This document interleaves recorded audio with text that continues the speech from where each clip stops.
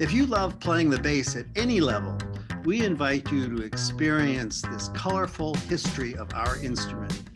Meet the great teachers, soloists, and entertainers from the jazz, classical, and electric bass world. I'm Barry Green, the bass teacher from Ohio State's new Tomashev Family Music Building. Join me and my co-host Jason Heath for some fun clinics, interviews, and performances from the legends and heroes of our past and present. Episode 8, season finale, 45 minutes featuring Valentina Ciardelli and young bassists, performers, and teachers. The soundtrack you're hearing is from the Pink Panther by Song Choi, celebrating the 20th anniversary of the Baden-Wurttemberg Bass Festival in Germany. With Katie Thiroux, Jazz Blues Clinic. Jason Heath, Double Stops Made Easy. Valentina Ciardelli, Double Stops for the Insane. A bass lesson with the Funny Bunny. Peter McLachlan and colleagues at Bassworks Australia. Cathy Elliot, Beginning Bass Methods and Ensembles. Edmond Cheng, Hong Kong Music Center Student Competition winners. Asako Takayanagi from Nagoya with her young superstars. Caroline Emery with UK York Mini Bass. Tracy Rowell, George Vance's Progressive Repertoire. Yoshi Horiguchi from the USA with George Vance's Scotland's Burning. And David Young with George Vance's Repertoire, plus Barry's Popular Bass Method. Virginia Dixon and Dan Swaim with the Suzuki Bass Method. Claus Freudenstein in Germany with the Mini Bass Project. Tracy Rowell with teenager Jamie Park. Caroline Emery with teenager Nathan Perry. And Maggie Carter, the 2019 ISB Young Bassist Competition winner. We're also featuring superstars in their 20s like Nini DeCesare, George Vance prodigy, and now with the Baltimore Symphony. Mikyung Sung from South Korea, international soloist. Our artist feature is Valentina Ciardelli, playing Frank Zappa's mouth duet with Manuel de Olio. And Valentina's cha-cha solo from West Side Story. Bassworks closing of season 1, Buckeye Bass Bashes with Jason Heath and Barry Green.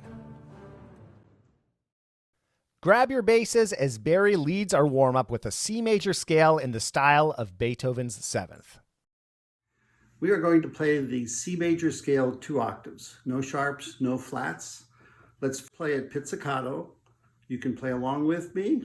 We'll start with C natural on the A string, 2nd finger. C, B, E, F, 2nd finger, open G string, A1. 4th finger B natural, shift to C natural, 1st finger, D natural 4, shift to E natural, 2nd finger, F natural, 4th finger. Now we go into the thumb position. If you're standing, put the neck of the bass on your shoulder and use your thumb on G, 1st finger A, extend the 2nd finger to B natural, and 3rd finger C natural. Now we go back down, B natural 2, 1st finger A, back to the harmonic or the thumb G, shift back to F natural, 4th finger, E natural 2nd, 4th finger, shift back to D, C natural 1st finger, B natural 4th finger in 1st position, A natural 1, G open, 2nd finger F, E 1, D open, and back home on C, 2nd finger A string.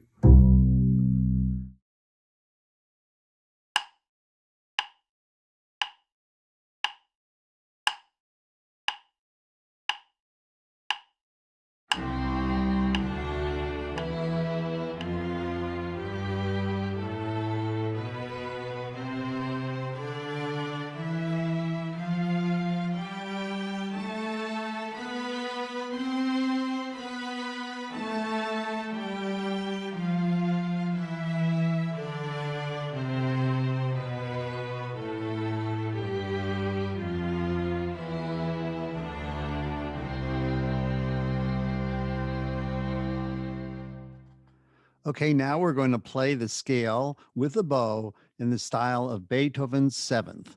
Beethoven, Beethoven, Beethoven, Beethoven, Beethoven.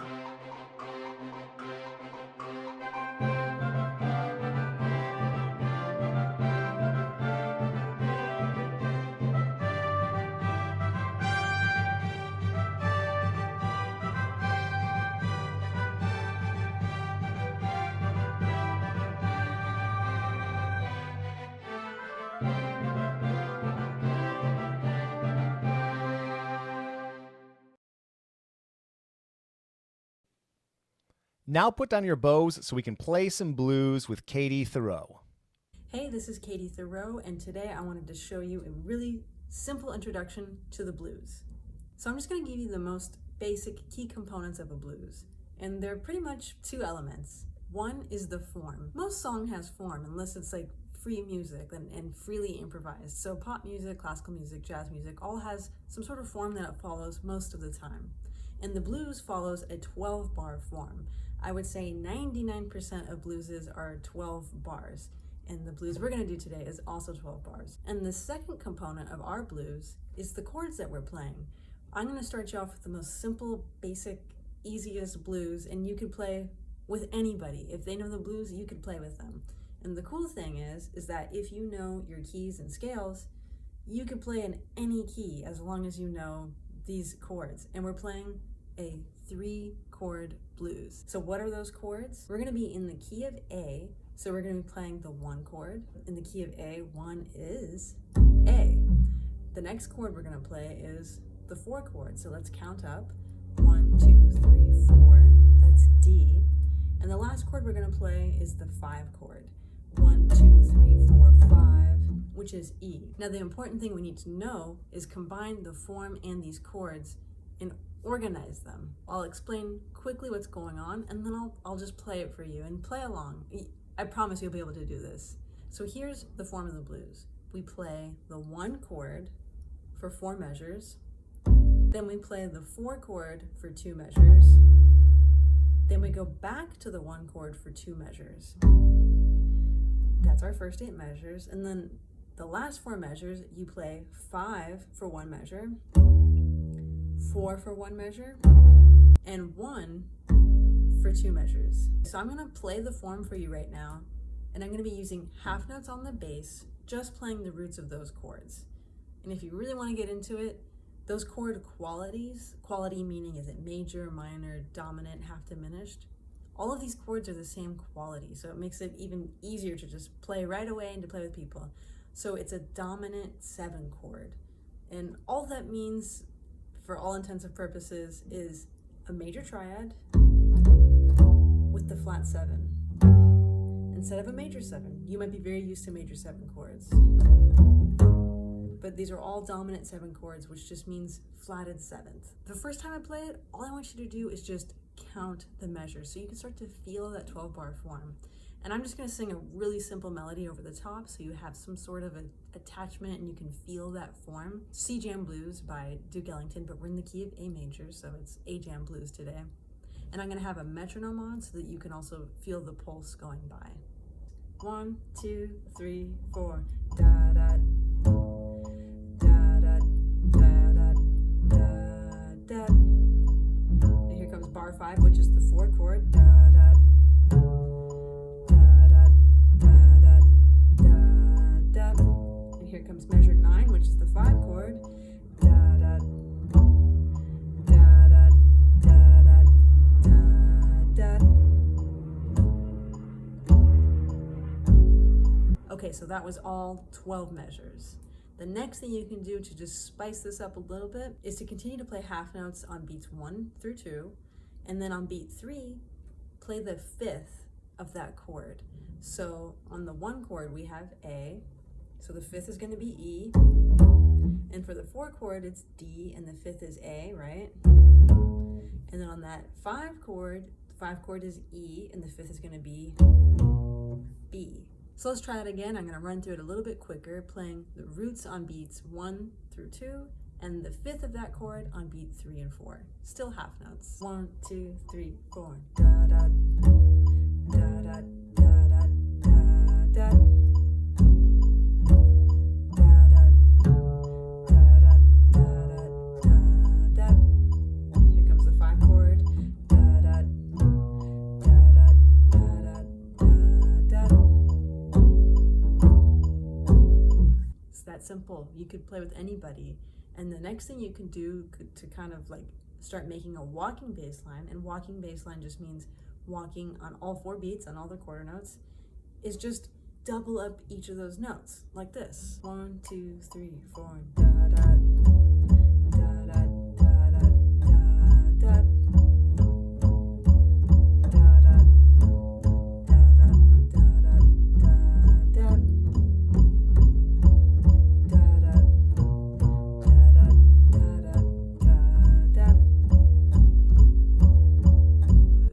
go give this a try. It's really fun. And go play with your friends. Now pick up your bows and let's explore double stops with Jason. Double stops on the bass? Are you kidding me?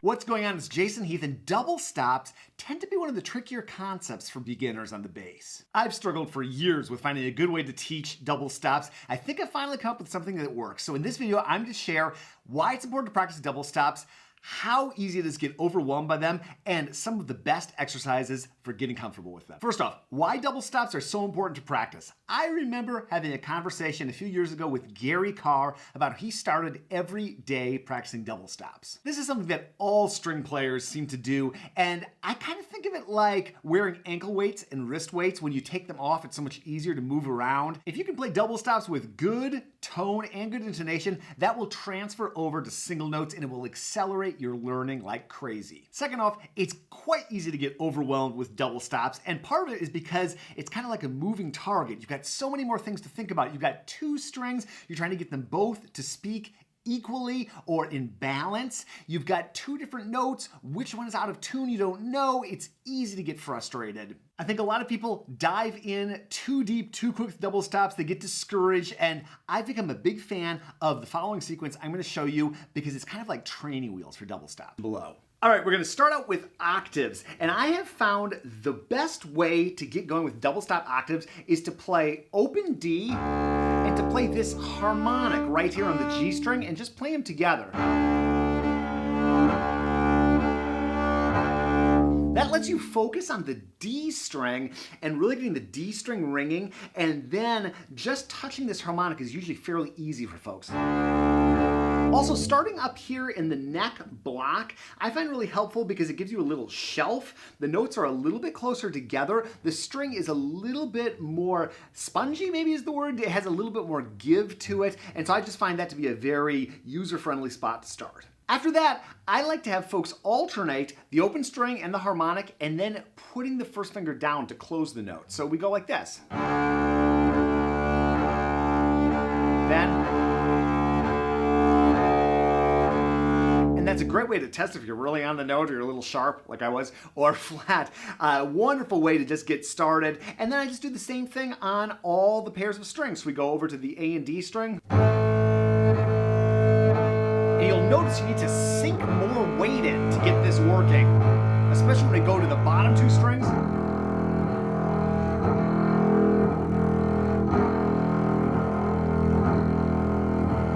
I'm going to move briskly through these, but any one of these exercises you could stay on for days or even weeks until you're comfortable. They all are sequential, so you just get one and then you can move on to the other. After octaves, I like to practice fifths, and I have 4 exercises for fifths. The first one is using the open G string and the D harmonic here. And I touch this with my third finger. I have my thumb resting on the side of the neck, and I just play those together. Debated leaving that one out, but I checked with my couple of students and they liked it. They thought it was useful, and you know, for so many bass concertos and such and other bass pieces, you need to play that harmonic set with an open string, and so I think it's a good exercise to practice, and sounds cool too. So we do the same thing, move over to the middle two strings, make sure there's enough weight into the string, and over to the A and E string. You're really going to hear your bass ringing and just get nice full sound. As my friend Dennis Whitaker likes to say, make the strings go fat. Next up, I take folks down to first position, and we're going to actually start playing some closed notes down here. And I just like to play fifths down here. So I find the A and the D. And it's amazing how tricky it is to really get this in tune. And you'd think, oh, I can play this in tune right here, but moving down here, this is just a little bit stiffer in terms of where you are on the fingerboard versus here where it's a little bit spongier. And your arm is in a different position, so it actually takes a remarkable bit of getting used to for folks when they're starting out with double stops. It's also a great way to practice that is to separate the two notes. You can just play D, then A, then together. And that's true for any of these exercises. Then we take that and we go across the strings, do the same thing for the middle two strings. two. And you can sequence them differently. You can go from low to high. You can play them as long as you want. You can jump around. Just take the exercise and use your imagination. Next, I like to take folks back to this neck block position, and we're gonna play two closed notes. And this is where things can start to get tricky because you can start to drift around and not be sure which note is right and which note needs to be adjusted. So what I like to do is to find this A, and I check harmonic. Make sure that's correct. Then, I base the top note off of that. So I got my foundation set, and then I base the top note. I have 2, 3, and 4 on the string, and I got 1 down on the lower string. And I'm just listening for the purity of that 5th. Then we go over to the middle 2 strings. This can get a little bit more challenging for folks. You're going to feel that there's just more string pressure, so you just have to make sure that the weight is being used correctly in your hand, and we could go way into that in a future video. And by the way, when you cross strings, there's a natural tendency for your hand to go a bit flat, so you almost feel like you're going a little bit sharp, especially by the time you get down to the A and E string. Last for 5ths, I take folks down to first position, do the exact same thing. The reason I do this one first and then move down here is, again, it's because the notes are a little bit easier to bring to the fingerboard. There is less spacing here, and you got this great neck block. So this one can take a little bit of getting used to. The hand is more open here. Again, break the notes apart. You can check that E against the open A. Somewhere in there. And then break them apart. Then play the double stop. Take them to the middle strings. And then again, typically the most challenging, the lower strings. But boy, if you get those lower strings under control, this is like butter playing these upper strings. The last thing I do for beginner double stops is thirds. I save these for last, but we probably use thirds the most in string playing, so it's important to get a handle on them. I start with major thirds at the neck block right here, and we're going to play D and B flat. Now, I like to find one of the notes first, so I'm not just quicksanding around on these notes. So the D, there's a harmonic you can check, and then find B flat. And it's important to use your ears on all of these, but the thirds, there's a little bit more variability in how they sound, so really get used to how you want your major third tuned. We could, again, future video, go way into that, but just get something that sounds good, use a tuner, whatever floats your boat. And what I like to do then is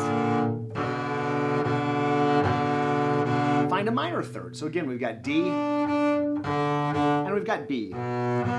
And you can chill out on just the B flat and the D. Take a break, 2, 3, and then try the minor third. Did I say that right? Major third, minor third. Sorry if I got that wrong.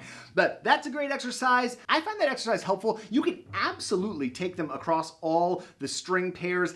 I just wrote out on the G and D string because once you get the concept, you can kind of apply it. Also, because there's a little bit more going on with thirds, I think it's good to just simplify and stick to the top 2 strings to start off with. But once you get it, move it to the other strings for sure. Once you get that under control, I like to go down to first position and do the exact same thing. So we're going to play A and F natural. And then F sharp. We can check those many different ways. A, we can check it against our open D or just play open A. F natural, we can check just by listening against the A. F sharp, there's a harmonic. So many different ways to check these. And again, take them with the other strings whenever you like, or just chill out on the top 2 strings. Either way is fine. Next, I like to start connecting, and that is where double stops can get even more challenging for folks. It's one thing to stay in position and do them. It's another thing once you start actually moving around the bass. So I like to break them into 2 chunks. I like to start down here and do major thirds. And what I do is I start on the A and the F, and I go up to B and G. Break the notes apart. Practice them individually. Then second finger. Lots Lots of good ways to practice them. Then I start from up here, doing the minor third, so 1-4, and I go down to C and A. Again, practice them however you like. You can play them indefinitely, just on repeat. Then when you're ready, there's a tendency to put a space in there, what I call a thinking pause. I hear a lot of people go. That can be fine at first. I might do it very intentionally at first if you want to put a pause. Stop, move, think, play. As you work on it though, you want to develop fluency, so getting comfortable with not putting a pause. And again, practicing that guide note, that first finger. And thinking of that as the note that leads everything, that can be helpful. Playing them individually, all that good stuff. Finally, I take all those thirds and string them together into one exercise. So we start down here and we go. Go up.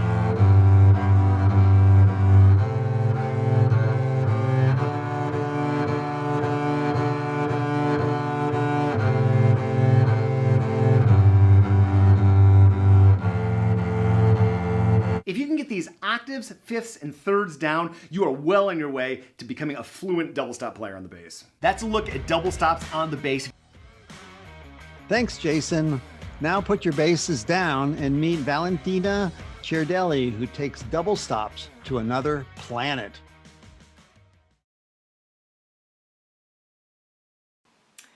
I wrote questi cazzi di bicordi after like a joke on another piece. I was playing, I don't remember what in particularly, but I was just like struggling with some double stops, impossible passages, and it was like one of my description on some Frank Zappa, and then I just was speaking with the pianist and he just told me, you should write something about these heck double stops. And I told to him, yeah, I will just write a like concerto etude about these heck double stops. And actually I went home and I grabbed my bass and I started to explore why double stops were so difficult. I mean, of course we all know why they are so difficult, but in terms also of tuning and in terms of agility between each double stops. And I just realized, because for me I was not thinking in a polyphonic way, so I decided to write down something fully in double stop from the beginning till the end, and just because to force my brain in thinking of two voices at the same time, as a piano player or as a harp player or as a guitar player, like practicing the top melody and then practice the bottom melody, just stuck it in my head and then like beat by beat put the hands together. And I searched a title for this piece, and it was just like I was on the mood to dedicate something to Frank Zappa, Questi cazzi di bigordo. And then it's perfect because it sounds literally like a swear word, and if you go on stage, before you play a piece like that, the only thing you want to do is just like relax and just like let it go, and no matter how much you will practice them, it will be always damn difficult and you will never get right at the 100%, believe me. Thank you, Valentina. Let's meet our future generations of young bassists, and it looks like they're starting pretty young.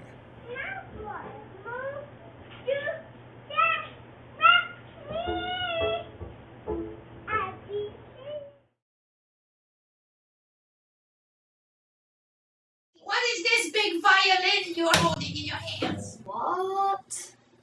What is it? Oh, this is a double bass.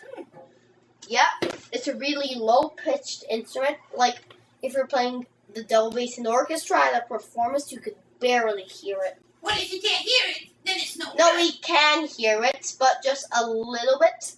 And it's normal, because if you compare a big dog and a small dog, A dog. yeah, I'm just giving an example. If you compare a big dog and a small dog, the big dog has a low voice, and the small dog has a high voice. So that's why, yeah. So, do you have to play with the bow, or can you play with your fingers? I can play with my fingers. Here's the 12-bar blues I'm practicing.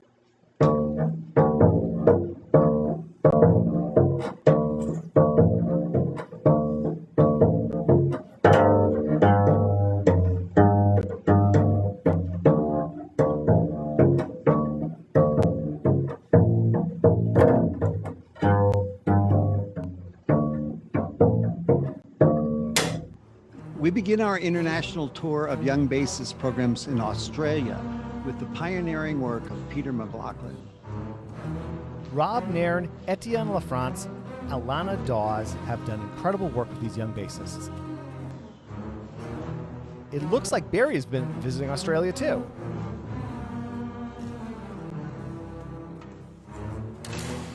From England, Cathy Elliot has written wonderful method books and also introduced very playable and successful bass ensemble quartets, like the March of the Lemmings.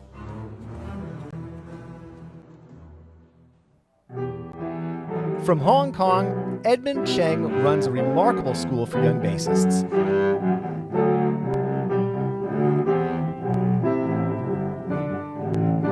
His students have toured the world and received numerous international honors.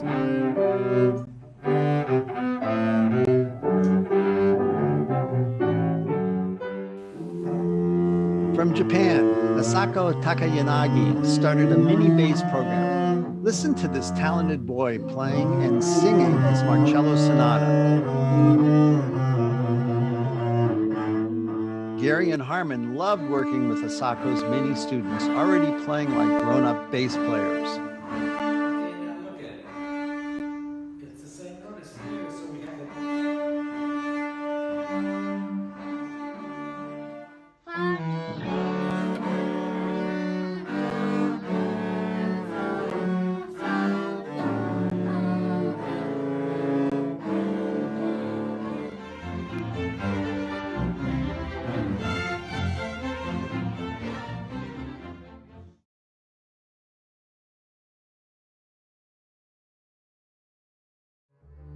We are hearing an ensemble playing an old French song. We believe the mini bass program began in England in 1984 with Caroline Emery's wonderful books called Bass is Best.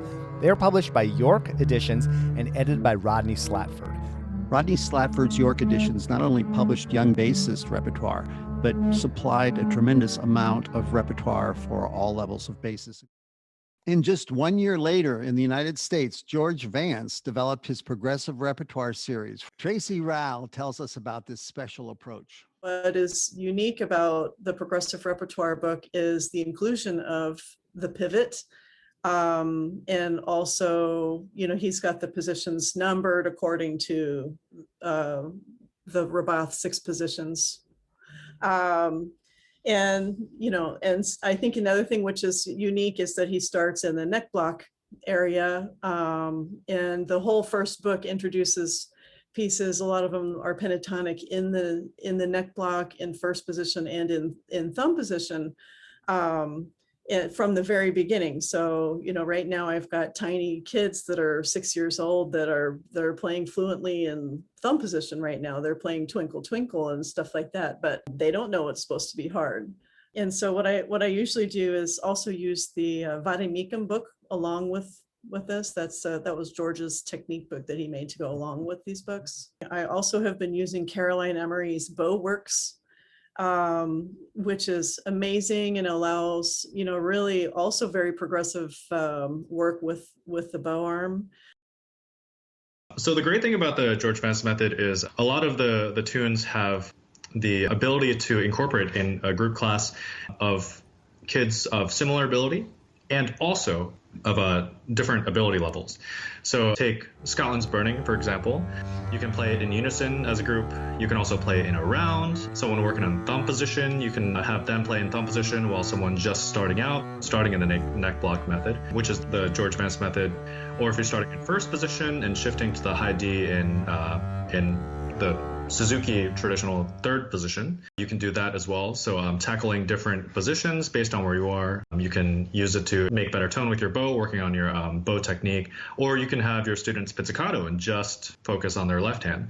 So, I mean, between thumb position, different positions, developing your bow sound, and pizzicatoing, like that's already 4 different levels you can attack there.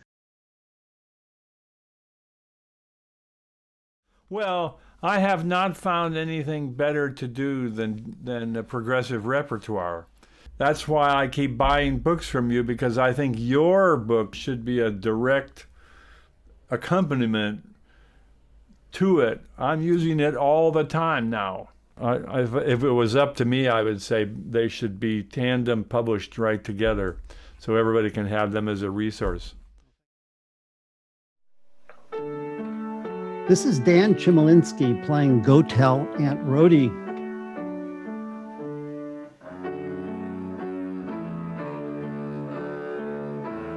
In 1988, Dan Swaim began to adapt the Suzuki method for bass and was soon joined by Virginia Dixon, who developed the teacher trainings for future Suzuki instructors.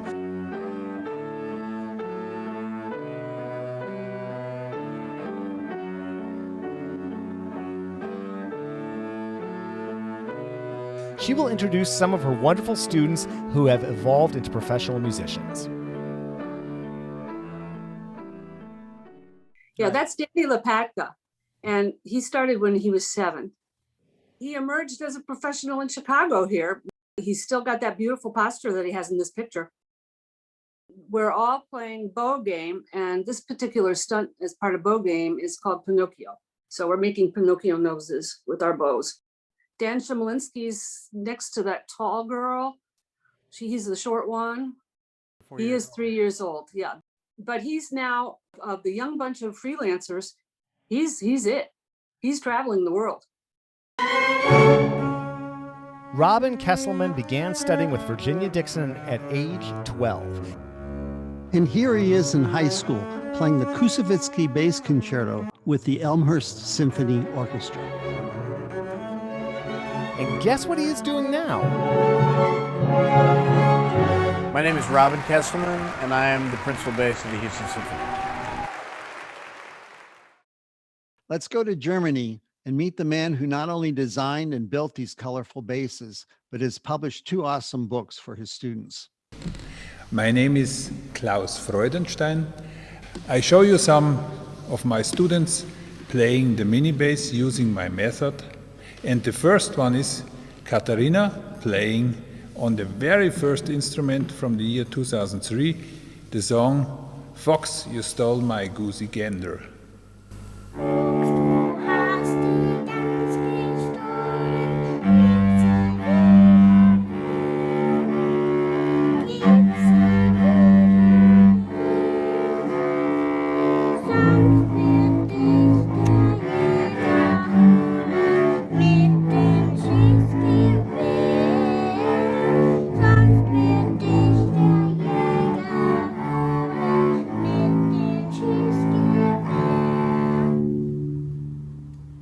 The song is taken out of my book Mini Bass. And also for the next little videos where we have a trio of my students playing on the mini bass, it's also taken from this book.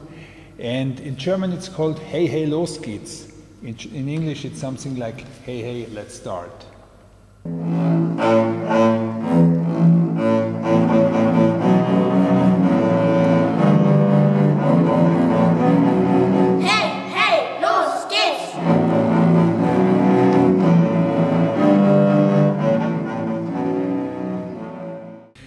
I have a last video playing Yanto again, a couple years later, and he's playing one of my songs. I'm composing a lot. This is taken from this book, The Wolf and Struct.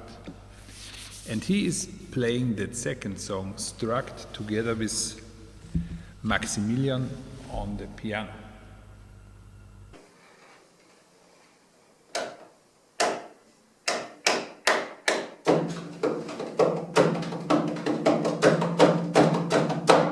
Two, 1, 2, 3, 4.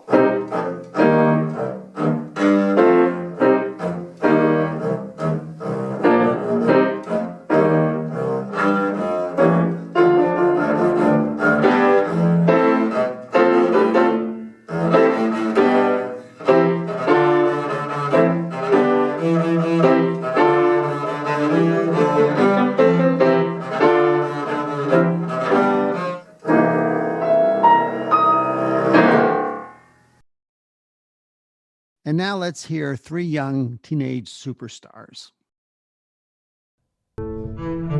Meet one of Tracy Rowell's award-winning students, Jamie Park. She has been studying with Tracy since she was 4 years old. She is now 15 and is playing Sam Sugg's Il Drago variations based on a Dragon. She's a junior now, so I think she's 15, and so she's still with me at CIM, doing really well and loves playing. She was a Young Arts finalist last fall and had the opportunity to perform at a virtual concert.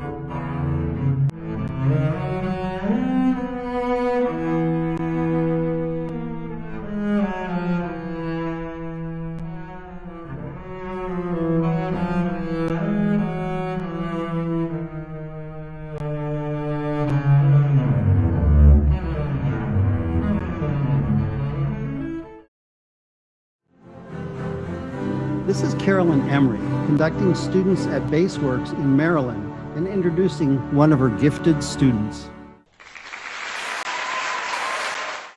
The young man that I sent you the video of is on the front of the book when he was a young kid. That's the drawing of him made.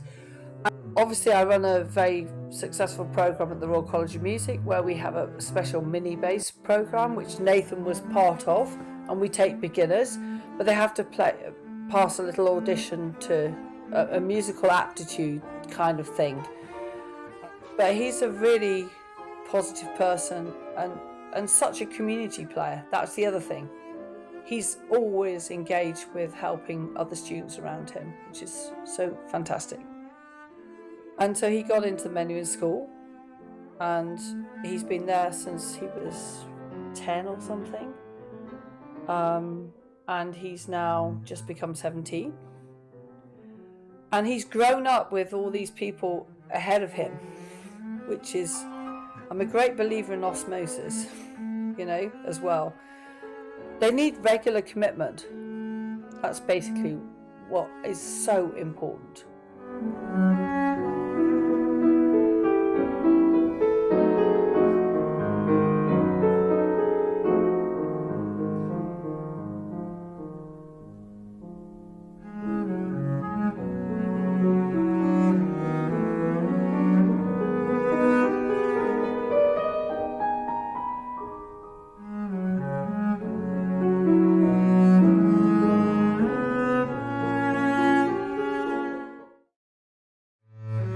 Another teenage sensation is Maggie Carter, the winner of the 2019 International Society of Bassists competition for ages 14 and under.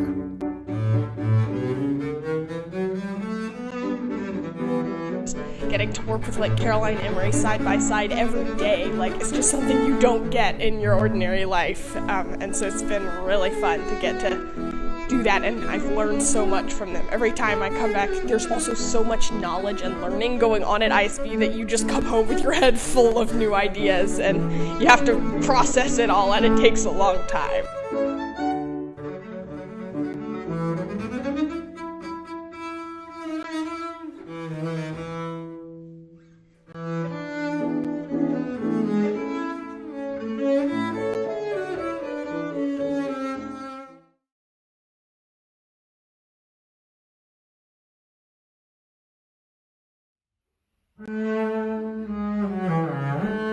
Nini DeCesare began her bass studies with George Vance and has blossomed into one of America's most accomplished bassists. She's a master of many styles of music, from classical to popular and folk music.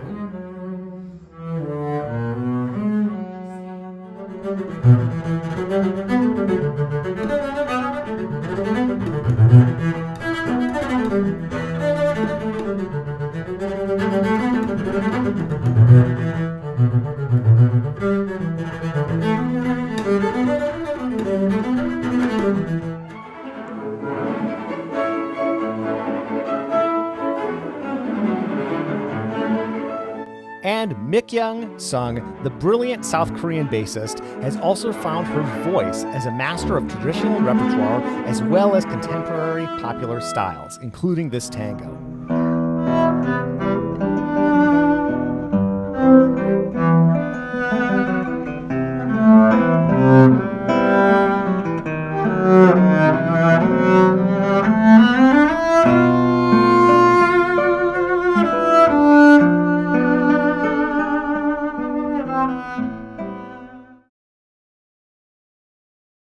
We welcome back Valentina Ciardelli, the sensational composer-bassist, performing her transcription of Frank Zappa's popular tune called Mouth.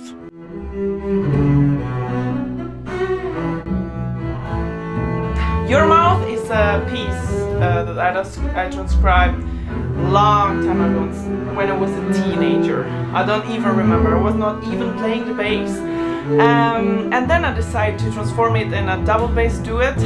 It's quite nice because this transcription for me it enables like the ability of bass just to have this kind of fat and prominent pizzicato sound like in the jazz, no, with the whole flash like from your finger. That is quite different from the orchestra pizzicato. And then also you can explore the rotten sound of like the kind of impro or like scat jazz way of singing, no? And then if you hear in the actual tune, there is the choir of voices doing ooh, ooh, ooh, and it's like stole that and I just put in the kind of background melody on the solo. So I think it's a quite interesting piece for two double basses. Wonderful music of Frank Zappa. I just like try to tailor it on the bass.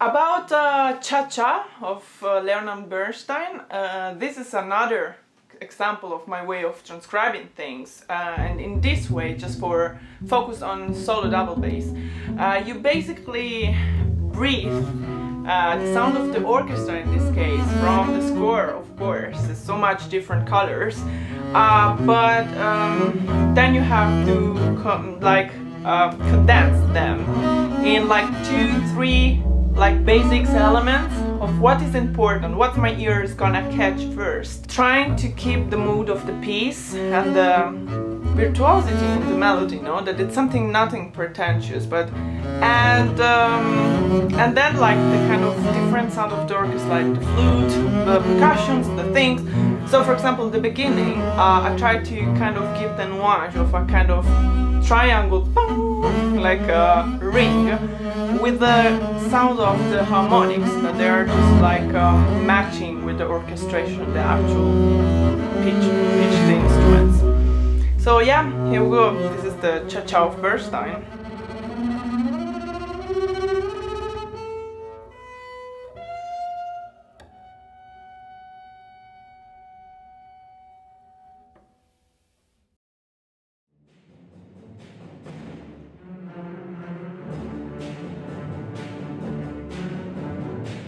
Thank you to all the many amazing teachers who gave us interviews and videos. And a special shout out to the countless dedicated teachers who are not in this video, but who are equally devoted to nurturing our future young bass players. Our bass future is in great hands. Wow. Barry, this has been quite a journey, not only with the Season 1 mega finale dedicated to young bassists, but all 8 episodes from Dragonetti to Xavier Foley. We encourage our teachers, students, and colleagues to share this series on social media and look forward to Season 2 in the fall. So Barry, what are some topics for future episodes? Next season, we hope to explore programs dedicated to resources for the bass, including your blog, the ISB, Discover Bass, and many other published educational series. In addition, we'll devote episodes to accessories and technology, electric bass, jazz, teaching, international solo artists, contemporary music, and most important, bass ensembles. That's going to be awesome, Barry. We will see you in the fall for season 2. And thank you, Jason, for this entire year. See you soon.